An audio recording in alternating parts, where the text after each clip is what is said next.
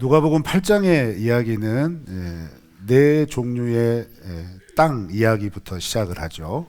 예수님께서 이 비유를 베푸시고 해설해 주신 부분이 어제 우리가 묵상했던 말씀이고, 그 말씀에 이어서 이제 등불 이야기와 누가 하나님의 가족이기 되는가에 대한 이야기, 그리고 바람과 파도를 잠잠하게 하신 예수님의 이야기까지 이어지고 있습니다.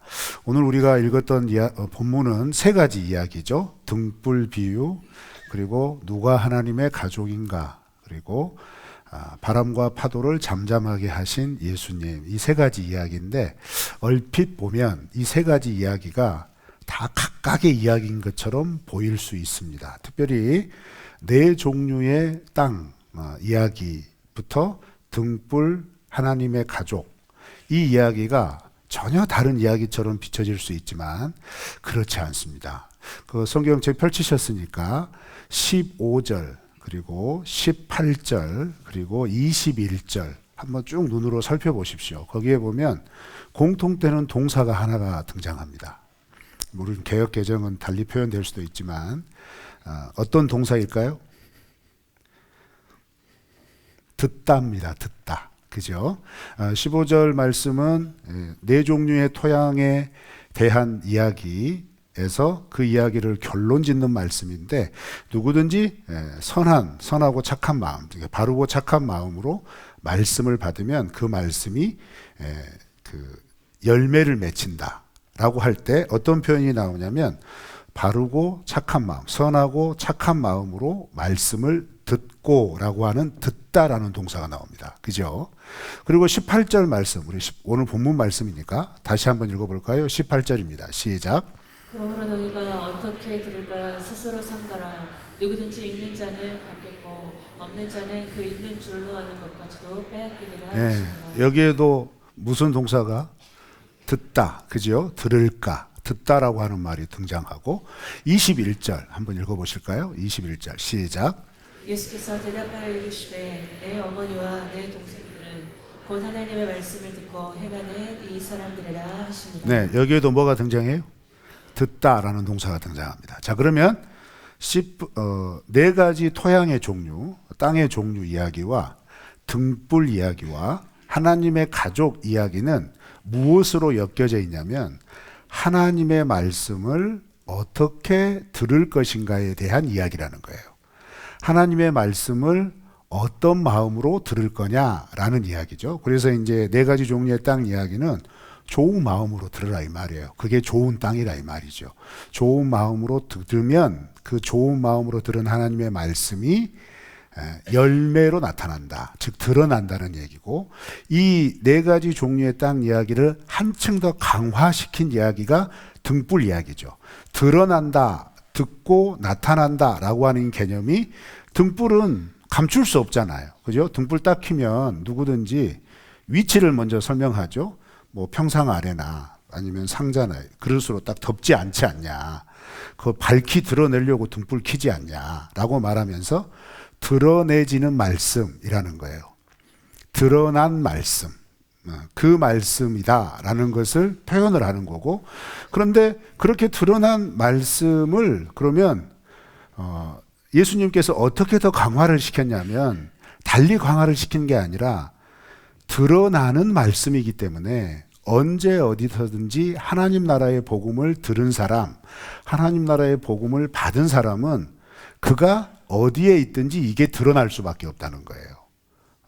예수님이 빛이시고 예수님의 말씀이 언제든지 예수님이 가시는 곳마다 사람들에게 비춰지고 듣고 깨닫게 되어져서 예수님이 하시는 일을 바라보고 알아갈 수 있도록 하시듯이, 이제 제자로 부름받은 예수님의 제자들이 이 예수님의 가르침을 듣고 그 가르침을 받은 대로 일상의 삶 가운데 열매가 맺혀지고, 그 열매가 맺혀진다는 건 그대로 드러나서 그것을 보고 사람들이 하나님의 나라는 이런 나라구나 라는 것을 알게 된다라는 것이죠.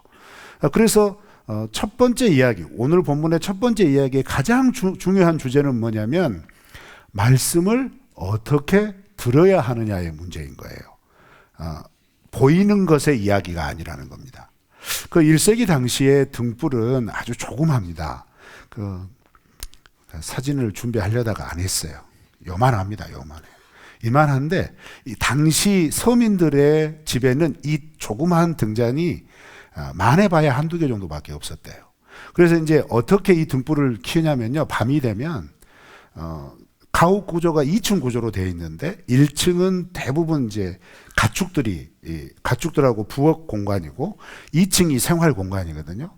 그럼 이 생활 공간이 우리로 이제 이해하기 쉽게 표현하자면 중천장이 없어요. 그냥 그 평평한 지붕 아래 그냥 칸막이식으로만 돼 있다 이 말이죠. 그래서 칸막이가 걸쳐지는 그 위쪽 부분에 등을 딱 올려놓으면 2층 전체가 그 밝은 빛이 환에 약간의 그 어떤 밝음이 보인다는 얘기죠. 그런 개념입니다.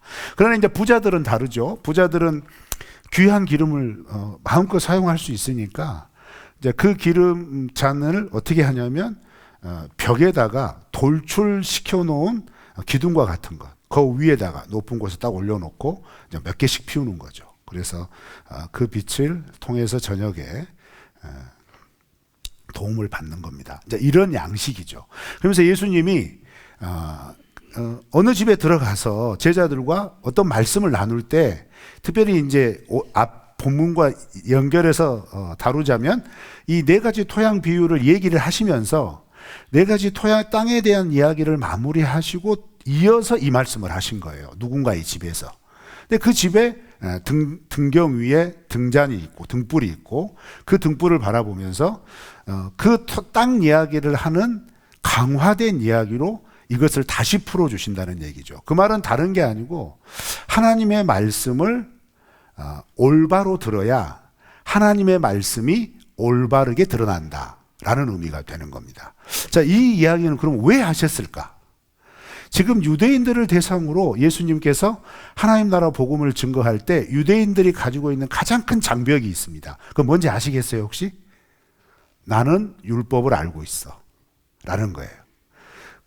좀 더 쉽게 설명을 하자면 서당께 3년이면 무월 읊죠? 그거 어떻게 잘하세요? 그런 거예요. 태어나자마자 모세오경 줄줄이 읽고 외우고 달달달 하고 있으니까 표면적이고 인식적인 지식은 누구나 다 가지고 있다는 얘기입니다. 그런데 지식적인 것은 누구나 가지고 있는데 그 지식이 하나님의 마음과 뜻을 따라 올바르게 이해되고 있느냐의 문제는 별다른 문제라는 거예요. 그래서 여러분 예수님께서 공생의 사역을 하시면서 하나님 나라 복음을 늘 증거를 하실 때 자꾸 충돌되는 부분들이 나타나는데 그 충돌은 누구와 충돌이 됩니까? 서기관, 바리새인들, 율법학자들 이런 사람들과 계속 충돌되는 거예요. 그런데 반면에 무리들, 예수님을 따랐던 무리들이나 일반 서민들은 예수님의 말씀을 들으면서 놀랍게 여겨요. 야, 이렇게도 할 수 있구나 라는 거예요. 아, 그 말씀이 이런 말씀이구나 이렇게 반응하는데 서기관, 바리새인, 율법학자들은 왜 그렇게 해석하느냐 이렇게 얘기한다는 거예요. 그러니까 이런 인식을 가지고 있는 유대인들에게 제자들이 이제 예수님으로부터 들은 하나님 나라의 복음을 전해야 돼요. 자, 그러면 제자들은 어떤 상황에 직면하게 된다는 건가요? 예수님처럼 왜 그렇게 가르치느냐? 그게 말이 되느냐? 그게 그런 말이었어? 이런 다양한 환경에 어떤 도전에 직면한다 이 말이에요. 근데 그렇게 도전에 직면하더라도 하나님의 말씀을 올바로 들은 제자는 그의 삶 속에 올바로 들은 대로 올바로 살아낸다 이 말입니다. 올바로 받은 대로 올바로 구현해낸다 이 말이죠. 그래서 여러분 우리에게도 이 말씀이 굉장히 중요합니다. 하나님의 말씀이 기록된 말씀과 성령의 도우심을 따라 하나님의 마음과 뜻대로 들려지고 읽혀지고 깨달아지시기를 축원합니다. 문제는 뭐예요? 내가 듣고 싶은 대로 듣는 거예요.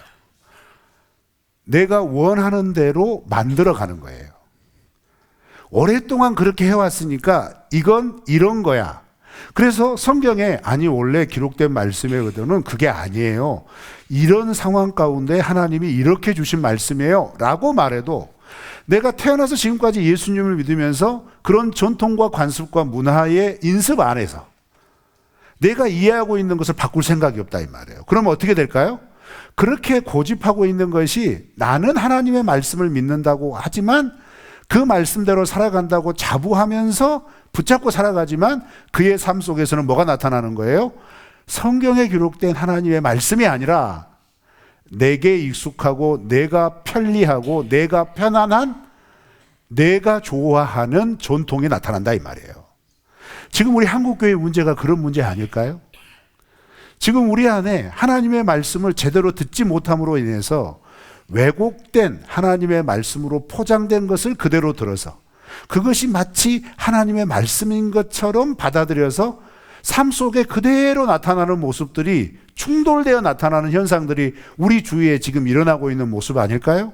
그래서 여러분 이 등불 비유의 가장 중요한 핵심은 뭐냐면 한번 따라서 하실까요? 올바로 들으라. 예, 이겁니다. 그래서 18절 말씀에 그 태도에 대해서 얘기해 주는 거예요. 우리 18절 다시 한번 읽어볼까요? 시작. 그러므로 너희가 어떻게 들을까 스스로 삼가라. 누구든지 있는 자는 받겠고 없는 자는 그 있는 줄로 하는 것까지도 빼앗기리라. 네, 어떻게 들으라. 그 다음에 뭐라고 표현되어 있어요? 스스로 삼가라. 다른 번역 성경에서는 조심해서 들어라. 이 조심해서 듣는단 말이 뭐죠? 고집해서 듣지 말아라 이 말이에요. 내가 듣고 싶은 대로 듣지 말아라 이 말이에요. 이건 분명히 그런 거야 하면서 거기에 머물러 있지 말라는 거죠. 성령께서 깨우쳐 주시고 하나님께서 기록된 말씀을 통하여 들려주시는 것이 내가 지금껏 알고 있던 말씀과 충돌이 되더라도 고민부터 시작해 보라 이 말이에요. 그런데 오늘날 우리는 이 과정을 쉽게 간과합니다. 그렇게 하지 않으려고 그래요. 그러나 여러분, 하나님 나라 백성, 하나님 나라 제자들은 내 주관, 내 지식, 내 경험, 내 관습, 내 방법으로 사는 사람이 아니라 하나님 나라 말씀으로 살아간다고 살아가는 사람이라고 스스로 인정하고 그 가치대로 살기로 결정을 했다면 우리는 우리의 삶 속에서 늘 일어나는 이 직면되는 상황, 내가 듣고 싶은 말씀이 아니라 하나님께서 들려주시는 말씀을 들을 수 있는, 그것도 올바로 들을 수 있는 그 긴장감이 우리에게 있어야 될 줄 믿습니다. 우리 그렇게 말씀 잘 들으시게요? 그래서 저에게 이렇게 설교 시간을 통하여서 하나님께서 저를 통해 여러분에게 들려주시는 말씀을 들을 때 여러분 되도록이면 예배 시간 좀 일찍 오셔서 간절히 기도하셔야 됩니다. 여러분 사단이 예수님을 시험할 때도 우리가 봤을 때 육신의 정과 안목의 정과 이생의 자랑 이걸 가지고 시험을 할 때 예수님이 그것을 이겨내시는 것이 무엇이었어요? 기록된 말씀으로 이겨내셨잖아요. 그러니 하나님의 말씀을 들을 때에도 우리가 내가 어설프게 앓고 있는 풍어를 읊는 듯한 말씀으로 그것을 연결하고 또 연결해서 들으려고 하지 말고 성령께서 깨우쳐 주신 것이 지금 이 자리에서는 깨달아지지는 못하더라도 섣불리 판단하지 않고 섣불리 결정하지 않고 하나님께 고민하면서 하나님 이 말씀을 제가 어떻게 순종하며 나아가야 할까요? 내가 내 삶 속에 이 말씀을 어떻게 감당할 수 있을까요? 라고 최소한 고민부터 해 나갈 때 우리 안에 계신 성령께서는 우리에게 주신 성령의 은혜가 뭡니까? 다른 거 아닙니다. 그렇게 고민하는 하나님의 말씀에 대한 고민들을 깨우칠 수 있도록 길을 열어주실 줄 믿습니다. 그런 과정이 있어야 우리의 신앙이 말씀으로 차곡차곡 쌓아져 가는 건강한 신앙이 되는 거예요. 여러분 그런 은혜가 있으시기를 축원합니다. 그리고 그렇게 받아야 그런 마음으로 말씀이 우리 가운데 들어오고 쌓여 있어야 그것이 열매를 맺혀지고 그것이 그 말씀대로 우리의 삶 가운데 감출 수 없이 드러난다 이 말이에요. 하나님의 자녀, 하나님의 백성다운 빛된 모습으로 이 세상에 영향력을 끼치는 소금과 같은 기능으로 우리의 삶 가운데 드러날 수밖에 없다 이 말입니다. 그렇게 드러나는 말씀이 우리를 이끌어 줄 겁니다. 여러분 그런 은혜를 사모하시기를 축원합니다. 그리고 나서 예수님이 두 번째 이야기를 빌려주시죠. 오늘 본문 말씀에서 그런 이야기들을 계속 하시고 계신 거예요. 지금 그 문맥의 흐름을 보면 그래요. 그런 이야기들을 계속 하고 계시는데 마침 예수님의 어머니와 예수님의 동생들이 찾아온 겁니다. 다른 복음서에서는 이게 긍정적인 이유 때문에 찾아오지 않아요.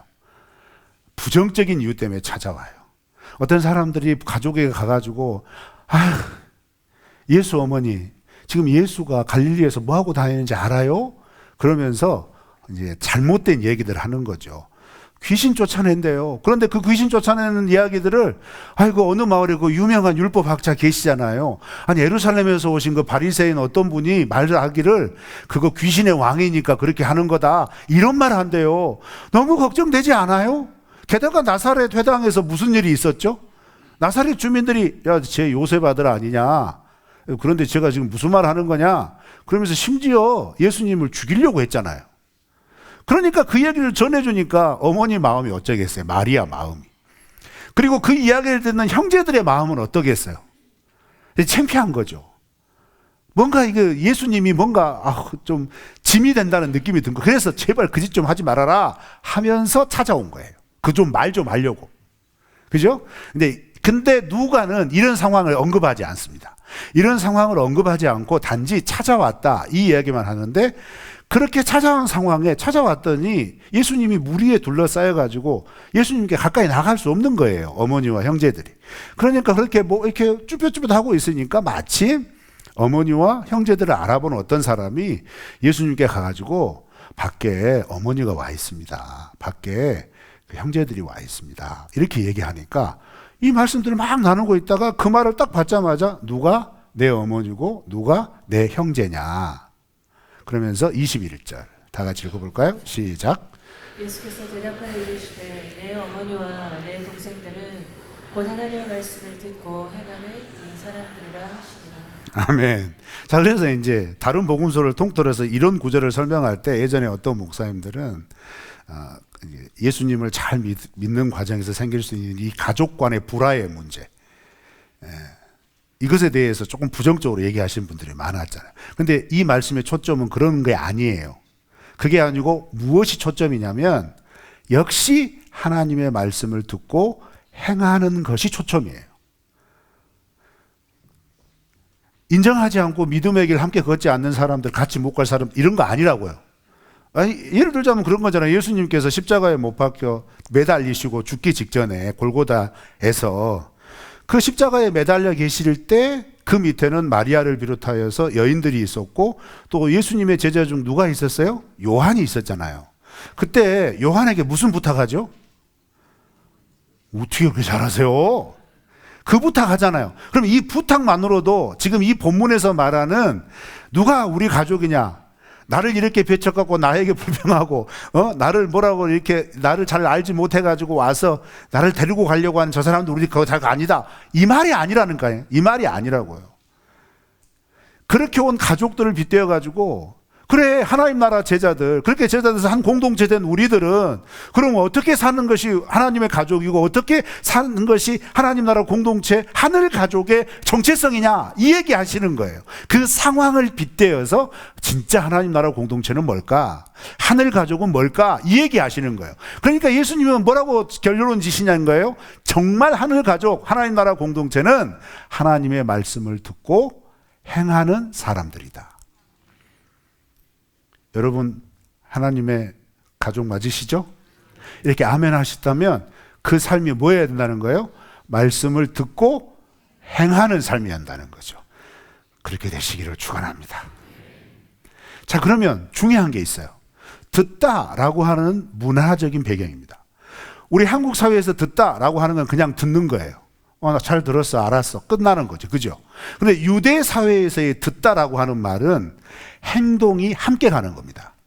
그래서 15절, 18절, 21절에 쓰여진 듣다라고 하는 동사는 똑같은 단어가 쓰여졌는데 이 단어가 가지고 있는 의미는 뭐가 있냐면 주의하여 들어서 깨달아 행동한다, 이걸 포괄해요. 그러니까 여러분 성경에서 들어라, 듣습니다, 잘 듣겠습니다, 이 말은 뭐냐면 순종하겠습니다, 이 말이에요. 내가 그대로 살겠습니다, 이 말이에요. 그렇게 행하겠습니다, 이 말이 되는 거예요. 그러니 여러분 우리가 구원받은 하나님 나라 백성, 하나님의 제자로서 이 땅을 살아갈 때 정말 중요한 건 뭐냐면 기록된 말씀을 읽을 때 우리 안에 계신 성령께서는 나는 눈으로 기록된 말씀을 읽지만 성령께서는 우리의 마음으로 그 읽는 말씀을 깨닫게 해주세요. 그럼 그게 들려지면 들었다라고 고백한다는 건 뭐냐면 하나님께서 내게 말씀하셨어요. 내게 이런 감동을 주셨네요. 이런 표현 속에 들어져 있는 성경적인 전제는 뭐냐면 들었으니 순종하겠습니다. 이 말이 되는 거예요. 그리고 그렇게 하나님의 말씀을 듣고 순종하는 사람들, 행하는 사람들이 누구라고요? 하나님의 가족이라는 거예요. 여러분, 우리 공동체는 지금 하나님 나라 진실한 공동체를 꿈꿉니다 라고 얘기하면서 한 땀 한 땀 차근차근 이 공동체를 만들어 가봅시다 이렇게 외치고 있어요. 그러면 이 말은 무슨 말이겠어요? 우리 각자의 삶 속에 꼭 같이 한 공간에 한 시간에 무언가를 하고 있지 않아도 우리의 일상의 어느 공간에서든지 우리 각자가 기록된 말씀을 성령께서 깨닫게 하여 주시고 그 말씀이 내 삶 가운데 어떤 부분에 감동을 주고 어떤 부분에 도전을 주었다면 어떻게 하라는 거예요? 그 자리에서 그 말씀을 순종하며 행하며 나아가는 삶을 살아가는 것이 곧 우리가 추구하는 하나님 나라 진실한 공동체를 이루어가는 핵심이라는 거예요. 그럼 우리 이렇게 말씀에 순종하시게요? 근데 우리의 문제는 뭐예요?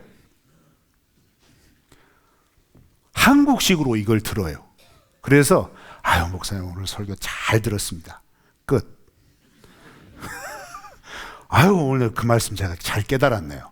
끝. 아니요. 성경은 그렇게 말하는 게 아니에요.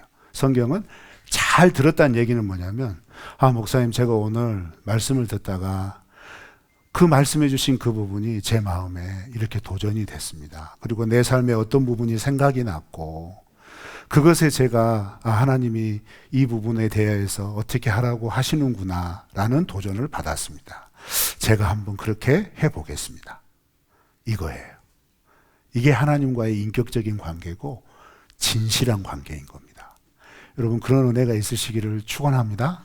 자, 그런데 이 이야기를 할 때는 제자들이 다 완전하게 알아듣지는 못하죠. 나중에 성령께서 임하시고 나서 그때서야 그때 예수님 하신 말씀이 이런 말씀이었구나 이렇게 이제 깨달아졌으니까. 그런데 이런 이야기를 할 때는 제자들의 상태가 아주 평온했습니다. 그래서 그걸 다 받아들이는 것처럼 생각했어요. 보여져요. 그래서 그걸 묻기도 하고 듣기도 하고 이런 티키타카가 왔다 갔다 됐죠. 그런데 오늘 본문 말씀의 세 번째 이야기. 그건 뭐예요? 예수님께서 어느 날 야, 우리 건너편으로 가자라고 말씀하면서 갑자기 이제 배를 타고 제자들과 함께 제자들하고만 갈릴리 호수를 건너실 때 갑자기 광풍이 일어난 거예요. 그리고 파도가 넘실거리기 시작한 거예요. 근데 여러분 아시죠? 제자들 중에 거의 절반이 어부입니다. 이 사람들은 평생 갈릴리에서 살았기 때문에 웬만한 파도는 그렇게 놀라지 않을 거라고 저는 생각을 해요. 그러지 않을까요? 제가 예전에도 한번 말씀드렸는데 교육자 함께 워크숍을 갔을 때 그 바닷가 갔는데 그날따라 날씨가 안 좋아가지고 어디 갔다가 딱 나오는데 우리가 타고 있는 배보다 파도가 높게 딱 치는 거예요. 그때 우리는 모두가 다 하나같이 주님이 부르실 때가 왔구나 이렇게 생각했단 말이에요. 그런데 배를 운전하는 그 어르신은 이런 게 파도라고 막 그러면서 이렇게 하는 거예요. 막. 그래서 다르구나. 그래서 그냥 그 파도를 넘실넘실대고 딱 도착하니까 야 역시 다르구나. 달라. 왜요? 저 같은 사람은 그때 그 파도를 처음 본 거예요. 그게 얼마나 무서워요? 나 수영도 못하는데 어떡하지? 구명조끼 있는가? 막 구명조끼 찾고 막 그랬단 말이에요. 그런데 여러분 이 갈릴리 바다에서 평생을 산 제자들이에요. 근데 그 제자들이 오늘 말씀에 그런 표현이 나오잖아요. 우리가 죽게 되었다. 그 말은 뭐예요? 자기의 인식과 상황과 경험의 한계가 뛰어넘은 전혀 가늠할 수 없는 그래서 이거 우리가 해결할 수 없다. 이건 내 능력으로 안 된다. 라고 하는 광풍이 분 거예요. 파도가 치는 겁니다. 그런데 그 상황에서 주님 우리가 죽게 생겼습니다 라고 깨우니까 주님이 딱 일어나시더니 자산 목사가 직업병인데 그때 예수님이 어떻게 말씀하셨을까? 한참 주무시고 계시다가 일어나셔가지고 말씀으로 멈춰라 했단 말이에요. 그러면 예수님이 그때 어떻게 말씀하셨을까? 별별 생각을 해봐요. 예를 들어서 그러잖아요. 한참 고은이 주무고 너무 피곤해하고 고은이 자고 있다가 누가 옆에서 깨우면 일어날 때 어쩌죠? 내 마음을 어떻게 잘 표현하셨어? 짜증났단 말이에요. 짜증나가지고 나 이런 일 가지고 깨우냐 이런 거예요. 아니 예수님이 그랬다는 게 아니라 제가 말씀을 준비하면서 상상을 해봤다 이 말이에요. 인간적인 나라면 어떻게 일어났을까? 그러면서 바람과 파도를 향하여서 어떻게 하셨을까요? 오늘 본문 말씀에 힌트가 있죠. 뭐라고 했어요? 바람과 파도에 대해서? 꾸짖었다 그랬잖아요. 여러분 이 꾸짖다는 말은요 그냥 넘어갈 단어가 아니에요. 왜냐하면 예수님께서 공생의 사역을 하실 때 귀신들을 향하여 명령하실 때 거의 이 단어를 씁니다. 그럼 꾸짖다는 말은 우리 한국말의 어감도 어떤 거죠? 여러분은 평소에 꾸짖지 않으시니까 잘 모르실 거예요. 근데 꾸짖다는 말은 굉장히 단호한 겁니다. 그죠? 굉장히 막힘이 없는 거예요. 그렇게 강하게 명령을 했다 이 말이에요. 근데 또 어떤 분은 예수님은 하나님이시니까 이 꾸짖다는 걸 점잖게 꾸짖으셨을 것이다. 뭐 이렇게 말하니까 사실 잘 몰라요. 그래서 우리가 천국 가면 물어볼 게 굉장히 많습니다. 예수님 그때 바람과 파도를 꾸짖으실 때 어떻게 꾸짖으셨어요? 조용히 꾸짖으셨어요? 소리내어 꾸짖으셨어요? 막 그런 거 있잖아요. 이게 표현이 잘 안 되는 거예요. 잘 가늠이 안 되는 거죠. 왜요? 우리는 할 수 없는 일이니까. 우리는 할 수 없는 영역이니까 이게 표현이 안 돼요. 그렇지만 예수님이 깨어나셔서 꾸짖어서 바람과 파도를 명하니까 일순간 조용해진 거예요. 그리고 나서 예수님의 제자들을 향한 반응과 제자들의 예수님에 대한 반응이 21절이에요. 우리 21절 다 같이 읽어볼까요? 시작. 아니, 죄송해요. 21절이 아니고 25절입니다. 시작. 제자들에게 이르시되 너희 믿음이 어디 있느냐 하시니 그들이 두려워하고 놀랍게 여겨 서로 말하되 그가 누구이기에 바람과 물을 명하며 순종하는가? 예수님은 제자들에게 뭐라고 하셨어요? 야, 네 믿음 어디 갔냐? 이 말이에요. 근데 제자들은 예수님을 향하여 어떻게 반응을 해요? 예수님이 누구시길래 서로 말한다는 거예요. 서로. 여러분 요 그림을 한번 그려봐요. 25절 말씀만 가지고 그 배 안에 있는 상황을 한번 상상을 해보세요. 얼마나 재밌는지 몰라요. 예수님은 바람과 파도를 꾸짖으시고 나서 제자들을 둘러보면서 도대체 너희들의 믿음은 어디 갔느냐? 너희들의 믿음 어디 갔어? 이렇게 말씀할 때 제자들은 예수님 말 들었을까요? 안 들어요. 안 들어. 자기들끼리 야 이거 뭐지? 예수님 뭐야 이거? 헐. 막 이런 거예요. 우와, 막 이런 거예요. 이런 거. 그러면서 말하는 게 뭐냐면 예수님이 누구이기에. 여러분 이거 쉽게 넘어가지 마세요. 그가 누구이기에. 제자들은 적어도 2년 가까이 이 사건이 일어난 시기는 거의 2년 가까이 된 거예요. 예수님과 함께 보낸. 예수님의 공생애 가운데 지금 제자들의 부름이 1년 6개월 때 완전히 이루어졌고 그 뒤로 6개월 동안 계속해서 제자 훈련들이 이루어져 가면서 경험하고 있는 거예요. 그런데 이 공생의 2년 동안의 일 가운데 어떤 일이 있었습니까? 예수님은 가시는 곳마다 하나님 나라의 복음을 전파하시고 하나님 나라의 말씀을 가르치시고 병자들을 치유하시고 귀신들을 쫓아내시고 심지어는 우리가 읽었잖아요. 죽은 아이도 한 명 살려내요. 이게 무슨 말인지 아시겠습니까? 제자들 그거 다 보고 있었다는 거예요. 다 보고 있었는데 지금 바람과 파도를 잠잠케 하시는 예수님을 보고 제자들의 반응이 뭐라고요? 그가 누구시지? 이거예요. 그럼 뭐죠? 아직도 예수님을 잘 모른다는 거예요. 아직도. 그런데 중요한 건 예수님이 누구인가를 알 수 있는 일을 지금 막 경험했거든요. 여러분 전통적으로 유대의 세계관 가운데 유대인의 사고 가운데 고대 세계의 그쪽 지방의 사람들의 사고 가운데 바다, 파도, 흑암, 바람 이런 건요 사람이 상대할 수 있는 게 아니에요. 모든 악함과 모든 혼란과 모든 무질서는 바다에서 나온다고 여겨졌어요. 그래서 여러분 요한계시록의 환상이 왜 그런 표현이 바다에서 용이 나오고 바다에서 뭐가 나오고 이런 얘기가 왜 나오는지 아세요? 그 고대 사람들의 세계관이란 말이에요. 그러니까 바다는 이길 수 없는 존재예요. 그런데 유일하게 바다를 다스리는 존재가 있어요. 그게 누구세요? 아니, 예수님이 아니라니까. 유대인들의 입장에서 예수님이 아니에요. 하나님이세요. 그래서 여러분, 시편, 여러 시편 가운데 바다를 잠잠하게 하고 바다를 다스리시는 하나님을 찬송하는 시편이 나오거든요. 욥기에서도 보면 여러분, 욥이 막 궁시렁궁시렁 했잖아요. 그러니까 하나님께서 막판에 나타나가지고, 야, 욥, 너 바닷길 아냐? 야, 욥, 너 하늘길 아냐? 야, 욥, 내가 이거 창조하고 이거 할 때 너 거기서 뭐 했냐? 이 말이에요. 이런 말 하시잖아요. 이게 무슨 말이죠? 알 수 없는 영역. 그러나 분명히 존재하고 있고 그 존재하는 세계를 철저하고 능력으로 다스리는 존재가 살아계신 하나님이시라는 거예요. 그런데 그런 대상과 영역 중에 하나가 뭐냐? 바다란 말이에요. 바람이란 말이에요. 파도란 말이에요. 혼란스러움이란 말이에요. 그런데 하나님만이 하실 수 있는 그 일을 자기들이 이제 우리 죽게 됐어. 이제 살 길 없어. 이제 끝났다. 라고 하는 순간에 예수님이 그들을 꾸짖으시면서, 그들이라고 하면 안 되지, 바람과 파도를 꾸짖으면서 잠잠시켜버린 거예요. 그러면 여기에서 지난 2년 동안 병자를 고치시고 귀신을 쫓아내시고 죽은 이를 살린 것을 보았던 제자들이라면 그 예수님을 어떻게 바라봐야 돼요? 그가 누구이시간데 이렇게 바라보면 안 돼요. 하나님이시구나. 예수님은 하나님이시구나. 이걸 깨달아야 된단 말이에요. 그런데 깨닫지를 못해요.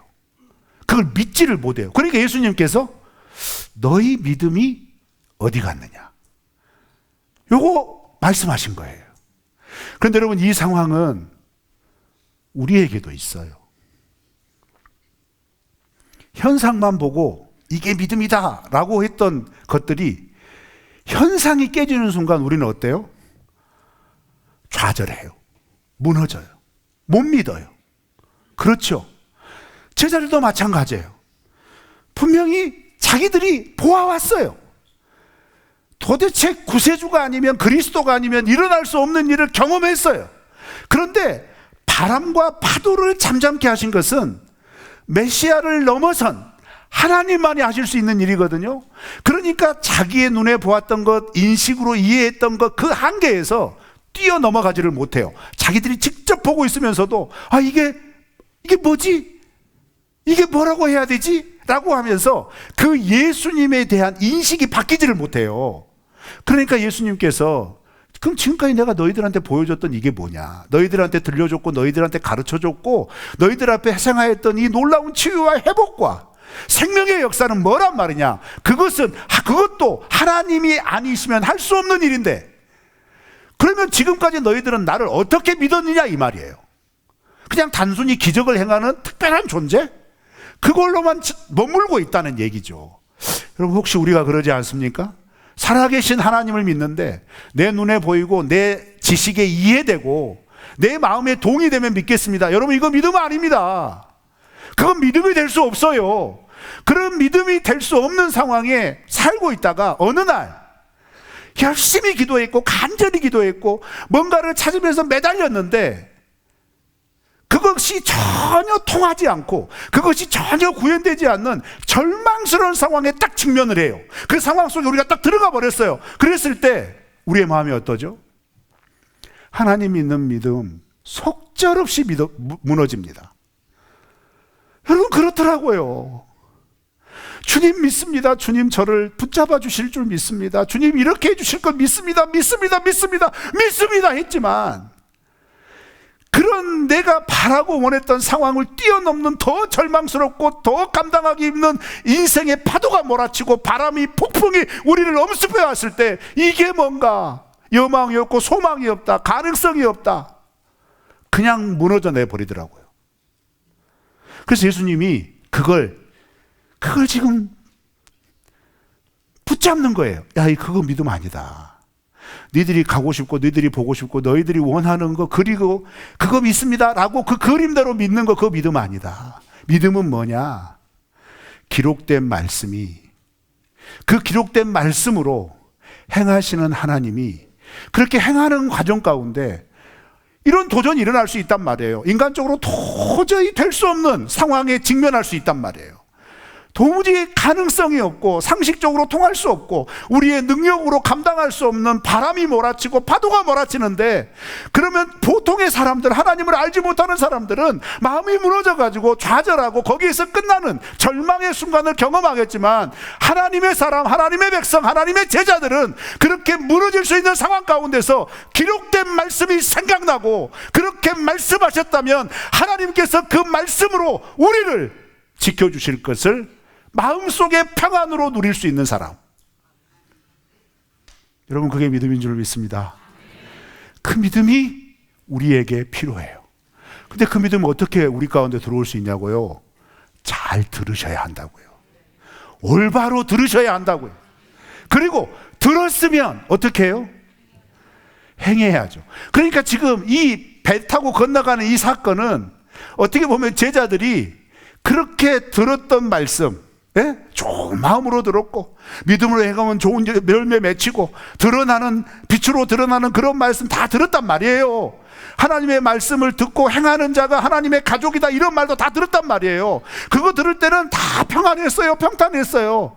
누구나 그들에게 뭐 해코지 하는 사람도 없어요. 그런데 자연이 그들을 해코지 한 거예요.